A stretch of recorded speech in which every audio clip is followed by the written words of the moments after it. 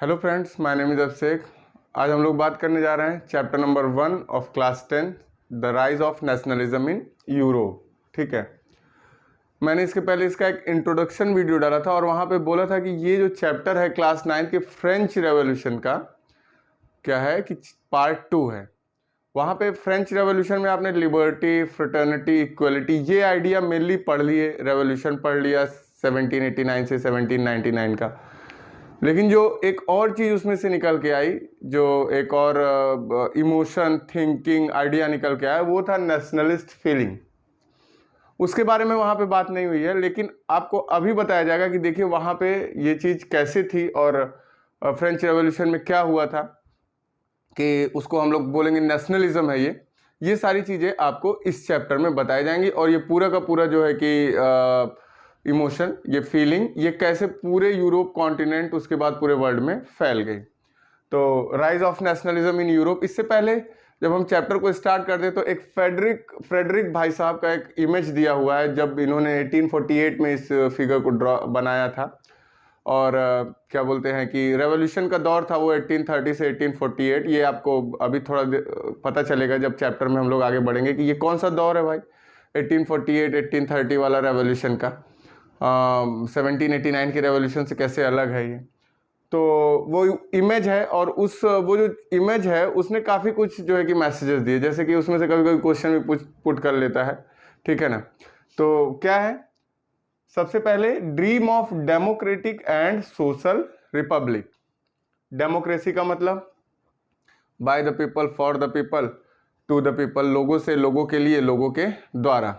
मतलब टोटली जो है वो कंट्री जो है या पूरा का पूरा देश वो कौन चलाएगा, लोग चलाएंगे, उनसे भेजे हुए रिप्रेजेंटेटिव चलाएंगे अगर बड़ी कंट्री है तो। डेमोक्रेसी, डेमोक्रेटिक आइडिया आ गया है, ये बहुत बड़ी बात है। मोनार्क, अब तक क्या सुन रहे थे, राजतंत्र, एक तंत्र, मोनार्की, ऑटोक्रेसी, यही सब बातें सुन रहे थे, डिक्टेटर, मिलिट्री रूल, ये सब, ये डेमोक्रेटिक आइडिया इन्होंने शो किया। ये ऐसा नहीं है कि ये नया है, हाँ, आप एंशियंट टाइम से रोमन एम्पायर और उसके बाद जो है कि एथेंस, इन सब जगहों पे डेमोक्रेसी को देख सकते हैं, ठीक है। उसके बाद social Republic. Social Republic, Republic जो टर्म है इसका मतलब क्या होता है कि कंट्री का जो फर्स्ट पर्सन होगा, जो रूलर होगा, वो एक डेमोक्रेटिकली इलेक्टेड पर्सन होगा, ना कि जो है कि किसी हेरिडेटरी, किसी परिवार, किसी डायनेस्टी से आएगा। तो dream of democratic and social Republic. इस इमेज में क्या देखोगे बच्चों, बहुत सारे कंट्रीज के फ्लैग यहाँ पे आपको दिखेंगे, जो कि यूरोप और अमेरिका की कंट्री है। लोग क्या होंगे कि अपने नेशन को फॉर्म करने की कोशिश कर रहे हैं, अपने देश को बनाने की कोशिश कर रहे हैं, उसको सिंबलाइज कर रहे हैं, ठीक है। ये सारी चीजें आपको दिखेंगी। Charter of right of man, है ना, आदमी के अधिकारों की बात होगी। डार्क एज में जो ये सब कोई भी चीजें नहीं थी, उस चार्टर की बात होगी। फ्रेंच रेवोल्यूशन में आप जो है कि उस चार्टर को पढ़ चुके, उसके 10 आर्टिकल्स को भी पढ़ चुके हैं लास्ट ईयर। उसके बाद end of absolute institution. Absolute institution, वो इंस्टीट्यूशन जो कि समझते हैं कि सारी पावर हमारे पास है, वह इंस्टीट्यूशन, जिस यहां से एक टर्म बार बार यूज होता है, एब्सोल्यूट मोनार्की, है ना, ठीक है, निरंकुश राजतंत्र, जिसका मतलब, तो जितने भी एब्सोल्यूटिस्ट इंस्टीट्यूशंस हैं उनको क्या करा जाएगा, खत्म किया जाएगा। ये इस इमेज में, इस फिगर में ये सारे मैसेज दिए जा रहे हैं। एक पेज का, आधे पेज का फिगर है, लेकिन बहुत बड़ा मैसेज वो लिए हुए, ठीक है।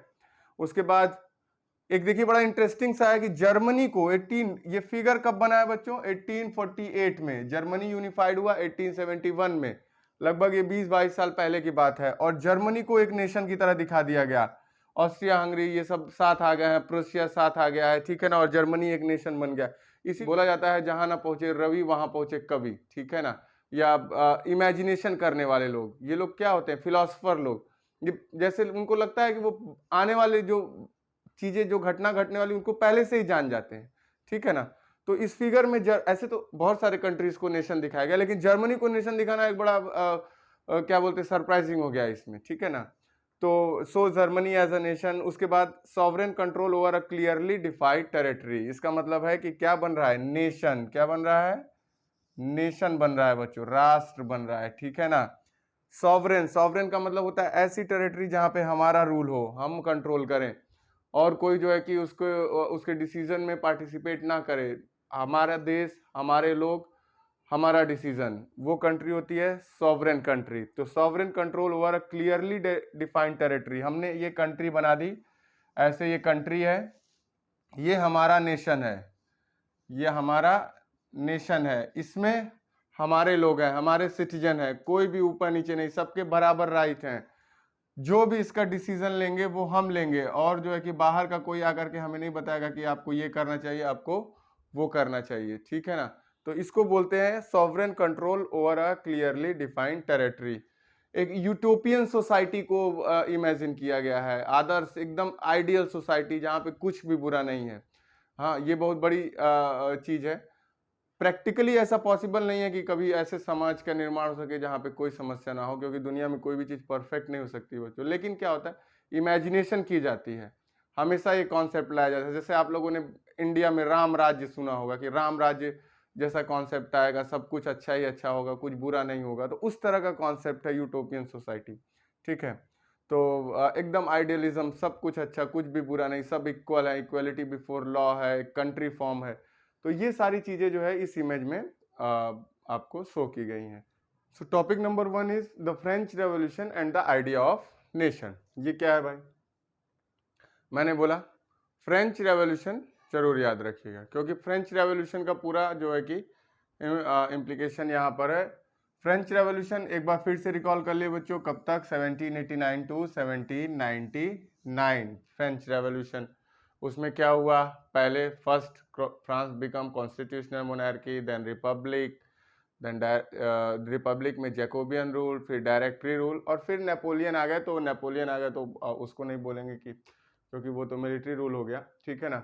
तो ये हुआ 10 सालों तक, कितने सालों तक, फ्रेंच रेवोल्यूशन। एक बार फिर से आप लोग रिकॉल कर लीजिए फ्रेंच रेवोल्यूशन। भाई साहब उसमें तो लिबर्टी, इक्वलिटी, फ्रेटर्निटी पढ़े थे, ये सारी चीजें तो पढ़े नहीं। आपको याद होगा फ्रेंच रेवोल्यूशन में पावर की शिफ्टिंग कहाँ हो गई, मोनैक से लोगों पे, राजा से पावर शिफ्ट हो गई लोगों के पास, ठीक है ना। ये शिफ्टिंग जो है इसने क्या किया, nationalist idea, democratic idea, rights, इन सारी चीजों को जन्म दिया, ठीक है ना। उसके बाद ये चीज लिखी, सेंस ऑफ कलेक्टिव बिलोंगिंग, अब हम सब एक हैं, ना कोई फर्स्ट स्टेट है, ना सेकंड स्टेट है, ना थर्ड स्टेट है, अब क्या है, सब एक हैं, सिटीजन हैं, नागरिक हैं। ये हम सबकी जमीन है, ठीक है ना। फादरलैंड, फादरलैंड है, ठीक है, जैसे हमारे यहाँ मातृभूमि, ठीक।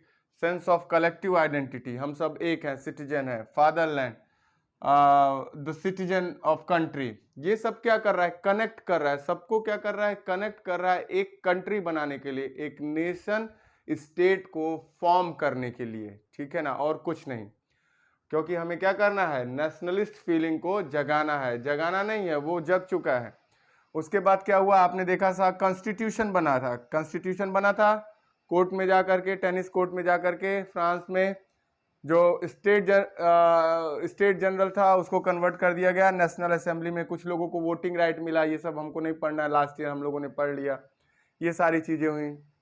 इसका मतलब कि एब्सोल्यूट इंस्टीट्यूशंस पे अटैक हो रहा है, अभी थोड़ी देर पहले बोला एब्सोल्यूट इंस्टीट्यूशंस पे अटैक हो रहा है, उसका एक एग्जांपल है स्टेट जनरल। स्टेट जनरल पे अटैक हुआ, क्या बना, नेशनल असेंबली बनी, ठीक है ना। हुआ कि नहीं हुआ, अभी आप लोगों ने देखा था कि कनेक्ट करिए सारी चीजों को, क्या करिए, कनेक्ट करिए। उसके बाद क्या जो होता है, uniform law for all citizen, सभी नागरिकों को जो है कि वो क्या करें, कानून के लिए सब बराबर हैं, कोई छोटा बड़ा नहीं है, किसी के लिए अलग लॉ, किसी के लिए अलग लॉ, प्रिविलेज वाला कोई कॉन्सेप्ट नहीं है। ये सारी चीजें हो रही हैं, देखिए क्या हो रहा है, सब अपने आप को क्या महसूस कर रहे हैं, भैया आप अमीर हैं, आप रिच हैं, आप भी सिटीजन हैं, हम पुअर हैं, हम भी सिटीजन हैं, हमारी रिच लोगों की भी जमीन है ये, गरीब लोगों की भी जमीन है ये, ठीक है ना। हमारा भी देश है, आपका भी देश है, जितने नियम कायदे कानून आप पे लगेंगे उतने हमारे पे भी लगेंगे। झंडे को देख करके, फ्लैग को देख करके आपको फीलिंग आएगी तो हमको भी फीलिंग आएगी, पेट्रियोटिक फीलिंग जग रही है, ठीक है ना, नेशनलिस्ट फीलिंग आएगी। क्या फॉर्म करने का मन करेगा, नेशन, नेशन फॉर्म करने का मन करेगा, नेशन, ठीक है ना, ये नेशन, राष्ट्र, और उससे वो जो फीलिंग है उसको बोलेंगे नेशनलिस्ट फीलिंग, नेशनलिज्म, राष्ट्रवाद। Uniform system of weight and measure adopt किए जाने लगे बच्चों, ठीक है ना। Uniform system of weight and measure, भाई 10 एरिया हैं, सबने अपना अपना वेट ले रखा है, सबने अपना अपना मेजरमेंट ले रखा है, ठीक है ना, 10 एरिया है, 50 एरिया है, ठीक है। इसको आप देखोगे जॉबलेरन जैसी चीज फॉर्म की गई, नेपोलियन ने भी कुछ किया, जर्मन कन्फेडरेशन क्या था, ये सब चीजें अभी आगे आएंगी, ठीक है। वेट एंड मेजर क्यों अडॉप्ट करते हैं? इससे क्या होता है कि कनेक्टेड लोग फील करते हैं सारी जगह के। यहाँ से कोई चीज मान लीजिए किसी और एरिया में गई, ठीक है ना, वहां पे क्या हुआ कि लेंथ अलग है, यहाँ पे लेंथ अलग है, वहां पे तौल वेट अलग है, यहाँ पे अलग है, कहेंगे ऐसा फीलिंग आएगा कि अरे किसी दूसरी जगह पे आ गए क्या। आप इंडिया की बात करिए, जम्मू कश्मीर से लेके तमिलनाडु तक, गुजरात से लेके अरुणाचल प्रदेश तक, क्या है, एक वेट है, एक मेजरमेंट है, एक करेंसी है, ठीक है। पता है अलग अलग स्टेट में जा रहे हैं, लेकिन ये पता है कि एक ही कंट्री में अभी है। हर जगह गांधी बाबा वाली नोट चल रही है, ऐसा नहीं कि कोई और नोट चलने लगे, किसी राज्य ने अपनी नोट छाप ली। तो ये क्या होता है, आपको नेशनलिस्ट फीलिंग का एहसास दिलाता है जब वेट, मेजरमेंट, करेंसी, ये सारी चीजें क्या होती है, एक होती हैं, ठीक है ना। तो a uniform system of weight and measure adopted. उसके बाद क्या होता है, देखिए एक और चीज, रीजनल डायलेक्ट्स। रीजनल डायलेक्ट्स का मतलब होता है क्षेत्रीय आधार पे बोली जाने वाली बोलियां, ठीक है ना, जो रीजनल लेवल पे जो भाषाएं, लैंग्वेज बोली जाती है उसको डिस्करेज किया जाता है। नेशन का एक लैंग्वेज दिखाया जाता है, क्या है, फ्रेंच। फ्रेंच क्या है, फ्रेंच पूरे फ्रेंच एम्पायर का लैंग्वेज है, ठीक है ना। इससे क्या होता है, सबको लगता है नहीं ठीक है फ्रेंच लैंग्वेज, हाँ थोड़ा सा लोग जो अपने रीजनल डायलेक्ट से बहुत ज्यादा कनेक्टेड रहते हैं बुरा मानते हैं, लेकिन फिर भी एक वन की फीलिंग कराना, ठीक है ना, one nation one language type का कॉन्सेप्ट, ठीक। ये क्या होता है, लोगों को सब कनेक्ट कर रहा है, कलेक्टिव बिलोंगिंगनेस आ रही है, और कुछ नहीं किया जा रहा है, ठीक।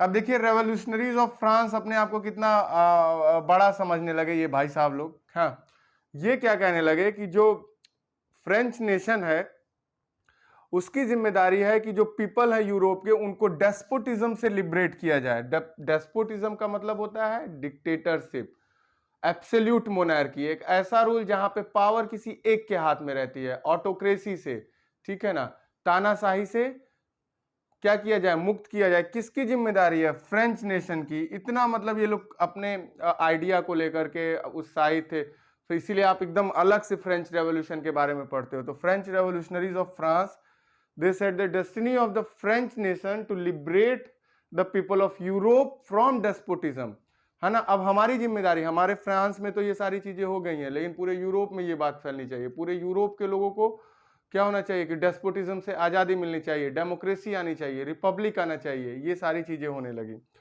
जैकोबियन क्लब्स याद होगा बच्चों, ठीक है ना, रेन ऑफ टेरर, जब फ्रांस जो है रिपब्लिक बना, याद है ना, फ्रांस जो है कॉन्स्टिट्यूशनल मोनार्की के बाद रिपब्लिक बना, तो सत्ता किनके हाथों में आई, जैकोबियन, मैक्सिमिलियन रॉबस्पियर, याद होगा, रिकॉल करिए इन सब लोगों को तभी कनेक्ट होंगे। जैकोबियन क्लब्स क्यों फॉर्म हो रहे थे, जैकोबियन क्लब्स इसलिए फॉर्म हो रहे थे कि ये जो रेवोल्यूशनरीज आइडियाज हैं ये स्प्रेड हो पूरे यूरोप में, अलग अलग कंट्रीज में ये क्लब फॉर्म हो रहे हैं, यू नो, ये पावर में आ गए। कब पावर में आए, 1791 के बाद, ठीक है। हालांकि इनका जो रेन है उसको रेन ऑफ टेरर बोला जाता है, मैक्सिमिलियन भाई साहब कुछ ज्यादा ही कठोर हो गए थे, ठीक है। उसके बाद फ्रेंच आर्मी जहां जहां जाती थी, French army began to carry the idea of nationalism abroad, कहीं भी जाती थी यूरोप में किसी और कंट्रीज में, तो उसने क्या किया कि जो नेशनलिस्ट आइडिया था, नेशनलिज्म, राष्ट्रवाद का जो आइडिया था, वो दूसरी कंट्री में लेकर के जाने लगे, ठीक है ना। तो ये नेशनलिज्म फैल रहा है किससे, फ्रेंच रेवोल्यूशन। किससे फैल रहा है बच्चों, फ्रेंच रेवोल्यूशन से। यही है ना topic, the French revolution and the idea of nation, ठीक है ना। इसीलिए ड्यूक मेटरनिक भाई साहब बोलते हैं when France sneezes whole Europe catches cold. बिल्कुल भी वो सपोर्टर नहीं है डेमोक्रेसी का, ठीक है ना, रिपब्लिक का वो इंसान, मेटरनिक भाई साहब, ठीक है। तो देखिए क्या हो रहा है, कितना मतलब अपनी कंट्री में तो भाई साहब आपने जो किया सो किया ही, ठीक है। नेशनलिस्ट आइडिया लेके आ रहे हो, लिबर्टी लेके आ रहे हो, फ्रेटर्निटी लेके आ रहे हो, इक्वालिटी बिफोर लॉ लेकर के सब कुछ लेकर के आ रहे हो, ठीक है। आप सोच रहे हो पूरे यूरोप में फैले, फिर पूरी दुनिया में फैले, और फैलेगा भी, स्प्रेड भी होगा, जिसको आप देखेंगे कि जर्मनी यूनिफाइड हो जाएगा, इटली यूनिफाइड हो जाएगा, ब्रिटेन का तो मान लीजिए अलग केस है, ग्रीस जो कि ऑटोमन एम्पायर के अंडर में है, वहां पे भी कोई हलचल मचेगी, ठीक है ना। वो भी जो है कि अपने आप को एक सॉवरेन कंट्री डिक्लेयर कर देगा। तो ऐसा नहीं है कि ये सिर्फ बोल रहे हैं, कुछ होगा नहीं, होगा सब। अभी ये अब्रॉड में आइडिया वाकई में जाएगा और उसको अफेक्ट करेगा। एक बहुत important topic is the French revolution and the idea of nation का Napoleonic code. Civil code of 1804 भी इसको बोलते हैं बच्चों, नेपोलियन। अब जानते हो कि जब हम लोग फ्रेंच रेवोल्यूशन की बात करते हैं, स्टार्टिंग में ही मैंने लिखा था ये बात कि फ्रेंच रेवोल्यूशन कब से कब तक हुआ, 1789 टू 1799। उसके बाद क्या हुआ, डायरेक्टरी रूल। डायरेक्टरी रूल में पावर का डिसेंट्रलाइजेशन किया, वो खुद ही आपस में ही जो है लड़ने झगड़ने लगे, और उसका फायदा उठाया नेपोलियन ने। किसने उठाया, नेपोलियन ने। नेपोलियन ने 1799 से लेकर के 1804 तक अपने आप को इस्टेब्लिश करने में लगा, और 1804 में फाइनली उसने पावर को सीज कर लिया। मिलिट्री रूल आ गया वहां पे, कहां पे, फ्रांस में, ठीक है। तो जैसे ही पावर को सीज किया, क्या आया, सिविल कोड ऑफ 1804। और इसमें जो 3 इंपॉर्टेंट चीजें थी जो रिफॉर्म नेपोलियन ने किया था, वो क्या क्या था बच्चों, उसको समझिएगा। Did away with all privileges based on birth. किसके पास थे, फर्स्ट स्टेट के पास थे, सेकंड स्टेट के पास थे, ये तो पहले ही हटा दिए गए थे, लेकिन इन्होंने नेपोलियनिक कोड में भी ये बात बोली थी कि कोई भी बाय बर्थ प्रिविलेज नहीं रहेगा, ठीक है ना। पहला, फर्स्ट जो 3 चीजें हुई नेपोलियनिक कोड में। Second, establish equality before the law. कानून के लिए सब बराबर हैं, सबके लिए अलग अलग लॉ नहीं है कि ये क्लास के लिए अलग लॉ, उन क्लास के लिए अलग लॉ, मेन के लिए अलग, वुमेन के लिए, ऐसा कुछ भी नहीं। Establish equality before the law, हमारे यहाँ जैसे बोला जाता है कि कानून के लिए सब बराबर, ठीक है ना। और उसके बाद secure the right to property, संपत्ति का अधिकार, ठीक है ना। हमारी संपत्ति हमारा अधिकार है, ठीक, उसको कोई ले नहीं सकता है। तो ये 3 चीजें नेपोलियनिक कोड में, ये बहुत बड़ा रिफॉर्म था, इंट्रोड्यूस की गई, और बहुत इंपॉर्टेंट है बच्चों ये तीनों नेपोलियनिक कोड, इसको याद रखिएगा, ठीक है ना। दिस नेपोलियनिक कोड, ये तो था नेपोलियनिक कोड। नेपोलियनिक कोड के बाद कुछ और रिफॉर्म नेपोलियन ने किए, जैसे उसने डच रिपब्लिक में, Switzerland, Italy, German state, German confederation की, अभी जर्मनी यूनिफाइड नहीं हुआ है बच्चों, यहां पे भी कुछ रिफॉर्म किए, जैसे एडमिनिस्ट्रेटिव डिवीजन को सिंप्लीफाई किया, ठीक है ना। एडमिनिस्ट्रेशन कैसा होगा, कौन, जैसे यहाँ पे डिस्ट्रिक्ट मजिस्ट्रेट, उसके नीचे एसडीएम, फिर उसके नीचे इस तरह से पूरा एडमिनिस्ट्रेटिव डिवीजन आता है, उसको सिंप्लीफाई किया। जो कॉम्प्लिकेटेड होगा, ठीक है ना, उसको क्या किया, सिंप्लीफाई किया। ये क्या हो रहा है, रिफॉर्म हो रहा है, याद रखिएगा क्या हो रहा है, रिफॉर्म। एक तो आपने रिफॉर्म देखा नेपोलियनिक कोड, हाँ, ये क्या हो रहा है, रिफॉर्म, इसको बोलते हैं सुधार, ठीक है ना, नेपोलियनिक कोड। उसके बाद भी कुछ और भी मेजर लिए गए नेपोलियन द्वारा, वो क्या थे, इसीलिए वो अपने आप को as a moderniser of Europe बोलता था। एबॉलिश फ्यूडल सिस्टम, फ्यूडलिज्म को खत्म कर दिया गया, सामंतवाद को खत्म कर दिया गया, सामंतों को खत्म कर दिया गया, ठीक है ना। इससे क्या होगा कि शोषण नहीं होगा, पीजेंट्स का, फार्मर का, इन सब का शोषण नहीं होगा। Abolish the feudal system. Then freed peasant from serfdom and dues. Peasant जो कृषक हैं, जो किसान हैं, उनको सर्फडम मतलब दास्ता, गुलामी, ठीक है ना, स्लेवरी, इसको क्या बोलते हैं बच्चों, अलग स्लेवरी को रीइंट्रोड्यूस किया था, स्लेवरी बोलना सही नहीं होगा, दास्ता से जो है कि फ्री किया, ठीक है ना। और मेनर्ड लोगों को जो मेनोरियल ड्यूज है उससे भी फ्री किया, ठीक है ना। ये सारे रिफॉर्म हो रहे हैं। टाउन एरिया में क्या रिफॉर्म हो रहा है, टाउन एरिया में क्या देखिए, गिल्ड। गिल्ड क्या होता है, देखिए गिल्ड के बारे में थोड़ा सा बता देते हैं। गिल्ड एक ऐसा जो है कि इकोनॉमिक एरिया होता है जहां पे कोई और अलाउड नहीं होता है, किसी और को अलाउड नहीं होता है। गिल्ड रेस्ट्रिक्शन, हमारा गिल्ड है, हम ही यहाँ पे जो है कि ट्रेड करेंगे, बिजनेस करेंगे, कोई और बाहरी नहीं आएगा। इससे क्या होता है बच्चों, इकोनॉमिक डेवलपमेंट नहीं होता है, ठीक है ना। ये इकोनॉमी के लिए, जैसे आप थिंकिंग के लिए कंजर्वेटिज्म और ऑर्थोडॉक्सी जैसा शब्द यूज करते, तो आप समझ लीजिए कि ये इकोनॉमी के लिए जो है कि कंजर्वेटिज्म और ऑर्थोडॉक्सी है, ठीक है ना, जिसमें आप क्या होता है, डेवलपमेंट नहीं होता है। बॉर्डर, जैसे आपने सुना होगा लिबरलाइजेशन, प्राइवेटाइजेशन, ग्लोबलाइजेशन जब 1991 में, तो इंडिया ने अपने बॉर्डर को ओपन कर दिया दुनिया के देशों के लिए। तो वही चीज है गिल्ड का मतलब कि अगर इसको खत्म किया जा रहा है तो इकोनॉमी को जो है कि आगे बढ़ाने की बात की जा रही है, इकोनॉमी को। तो गिल्ड रेस्ट्रिक्शन जो है उसको रिमूव कर दिया गया, एंड ट्रांसपोर्ट और कम्युनिकेशन सिस्टम को भी इंप्रूव किया गया। ट्रांसपोर्टेशन जितना अच्छा होगा, कम्युनिकेशन जितना अच्छा होगा, इकोनॉमिक डेवलपमेंट उतना ही अच्छा होगा, कंट्री उतनी ही स्ट्रांग होगी, ठीक है ना। तो ये सारे रिफॉर्म नेपोलियन बोनापार्टे ने किए। नेपोलियन ने अपने क्या बोलते हैं, फ्रांस में और फ्रेंच एम्पायर में, ठीक है ना, जितना भी एम्पायर उसने कनकर्ड किया था। आप जानते पूरा यूरोप ही की हालत खराब, जहाँ जाता था उसी को कनकर्ड कर लेता था नेपोलियन। तो ये रिफॉर्म हुए। एक तो आपने नेपोलियनिक कोड देखा, उसके बाद जो है कि ये दूसरे रिफॉर्म जो उसने इम्प्लीमेंट किए थे। अब देखिए एक बहुत इंटरेस्टिंग सी चीज हुई, वो क्या हुआ भाई साहब, ठीक, जहां जहां फ्रेंच आर्मी जा रहे थे, नेपोलियन जा रहा था, रूल कर रहा था, मिक्स रिएक्शन था, ठीक है, अच्छे हैं बुरे हैं समझ नहीं आ रहा था, लेकिन एकदम ही से जो है जिनको हार्बिंगर ऑफ लिबर्टी बोल रहा था वो हॉस्टेलिटी की तरह लगने लगे। ऐसा क्यों हुआ, ठीक है ना। अभी आपने देखा नेपोलियनिक कोड, इतनी अच्छी अच्छी बातें तीनों, उसके बाद रिफॉर्म हुए इतने सारे, ठीक है। इनिशियली शुरू में क्या कहा गया, दैट फ्रेंच आर्मी कैसे वेलकम की गई, दैट हार्बिंगर ऑफ लिबर्टी। इसका मतलब क्या होता है बच्चों, आजादी के दूत। कितने अच्छे हैं ये लोग, लग रहा है बहुत अच्छी सोसाइटी बना देंगे, इतना ज्यादा रिफॉर्म कर रहे हैं, सब कुछ बदल रहे हैं, गजब, अरे वाह क्या सोसाइटी बनेगी, हार्बिंगर ऑफ लिबर्टी हैं ये लोग, ठीक है ना। तो इनिशियली तो ये हुआ, लेकिन एकदम ही से क्या हुआ, सब कुछ वक्त जज्बात सब पलट के रह गया। वो कैसे पलट गया, but the initial enthusiasm soon turn into hostility।